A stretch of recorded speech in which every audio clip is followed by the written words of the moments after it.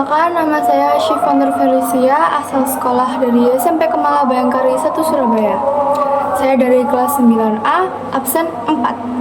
Saya di sini membacakan cerpen berjudul Harapan Kecilku, karya Erlinda Septiawati. Hari ini tahun ajaran baru dimulai. Semua pelosok telah bersiap-siap melangkah untuk bersekolah kembali. Berbeda halnya denganku. Dengan langkah terseok-seok, seakan tak mampu lagi untuk melangkah mencari sedikit pertolongan, mengaitkan sehelai keberanian untuk meneruskan langkah kaki yang tidak pasti ini. Sekolah, aku sering membayangkan layaklah gadis kecil dekil dan kotor seperti diriku ini untuk bersekolah. Aku ingin bersekolah, aku ingin bermain bersama teman-temanku, mengukir kenangan yang indah, pasti menyenangkan. Aku memikirkan diriku, adakah seorang berhati malaikat membantuku? Paling tidak, untuk memupuk diri ini yang terkulai lemah, aku menangis memperhatikan dari kejauhan sebuah sekolah dasar yang penuh dengan kehangatan dan siswa-siswi serta para orang tuanya.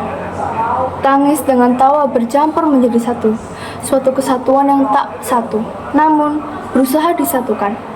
Percuma aku menangis, karena aku menangis, berapa banyak pun air mataku tetap diam.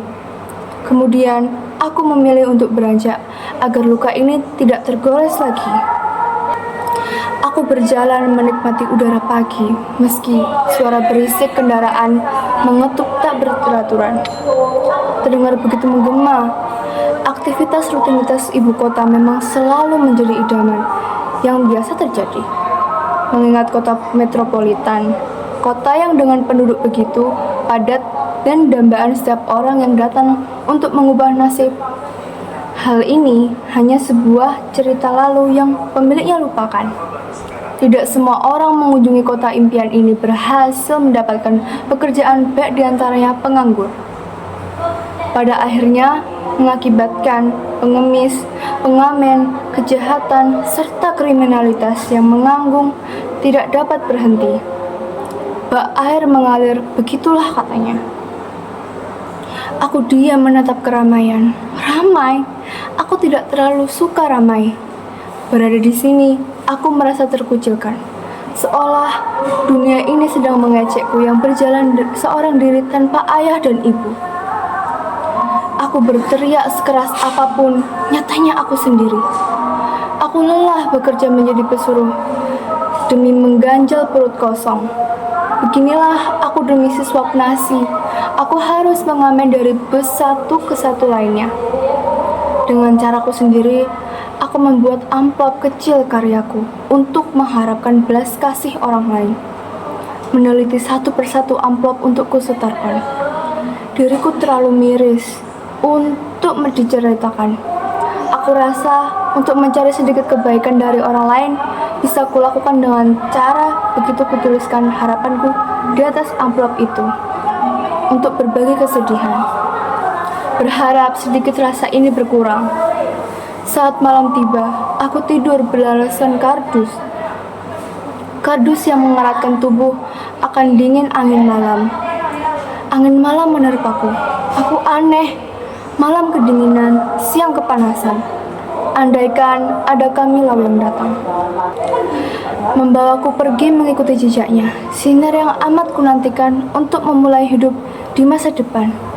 Aku tertidur dalam mimpi. Pagi tiba, tidak ada yang istimewa di hidupku. Kegiatan yang kulakukan terus saja berulang setiap hari. Sebetulnya aku lebih dari bosan dengan keadaanku. Aku menangis dengan sekujur tubuh yang membelenggu. Hingga akhir tetes deraan air mata tidak dapat ditahankan. Mengaung mencari tempat singgah untuk membekap tubuh ini yang lusuh, penuh keluh. Menjerit sampai jeritan ini hanya mampu aku yang mendengar tanpa ada yang merengkuh. Derit ini membusang akan using erat, masuk ke dalam kesah. Jiwa ini lelah, hancur, membuat tak bertautan, membuat sesak di hati. Kalau kini aku di bawah, apa esok aku akan di atas? Aku ingin di atas menggambarkan sesosok manusia lain yang menampilkan wajah senangku atas takdir yang menyatu bersamaku. Lalu apa semua hal itu hanya perumpamaan yang harus segera aku hilangkan dalam ingatanku? Sekian cerpen yang saya baca.